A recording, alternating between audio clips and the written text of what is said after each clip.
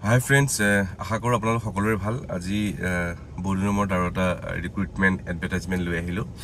Actually এটা আপোনালোকে চবেই জানেই, এডিঅ'ৰ কাৰণে ৰিচেণ্টলি APSCয়ে উলিয়াইছে।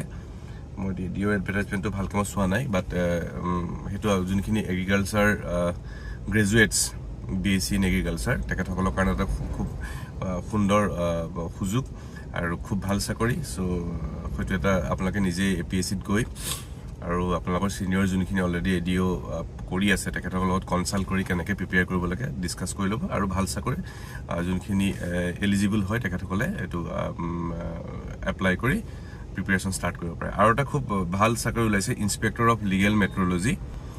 Inspector of legal metrology under food public distribution and consumer affairs ডিপাৰ্টমেণ্টৰ আণ্ডাৰ নাম্বাৰ অফ পোষ্ট ওলাইছে 14, আৰু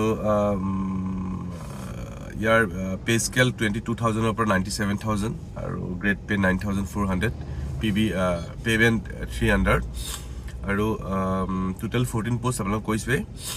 আৰু ইয়াৰ স্পেচিয়েলকৈ এটা এলিজিবিলিটি ক্ৰাইটেৰিয়া হ'ল আপোনাৰ BSc with physics as one of the subject.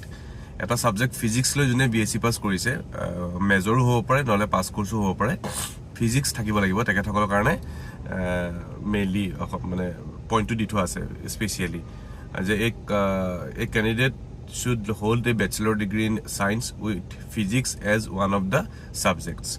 তো এই দুটা গোটেই প্ৰচেছটোৰ বিষয়ে আপোনালোকে APSCত যাওক, চবেই গমেই পাইছে, তেওঁ মই নিজৰ দায়িত্ব হিচাপে আপোনালোকৰ লগত শ্বেয়াৰ কৰিলোঁ। যোনে গম পোৱা নাই কিবা কাৰণত গম পায়, মই ভাবিছোঁ মোৰ যোনখিনি ভিডিঅ' চাই থাকে তেখেতসকলে বেনিফিচিয়েল হ'ব। তো দুটা mainly agriculture development officer, then ওলাইছে legal metrology, inspector of legal metrology. So' দুইটাই APSC ৱেবছাইটত গৈ আপোনালোকে চাই ফৰ্ম ফিল আপ যোনখিনি eligible candidates they can apply.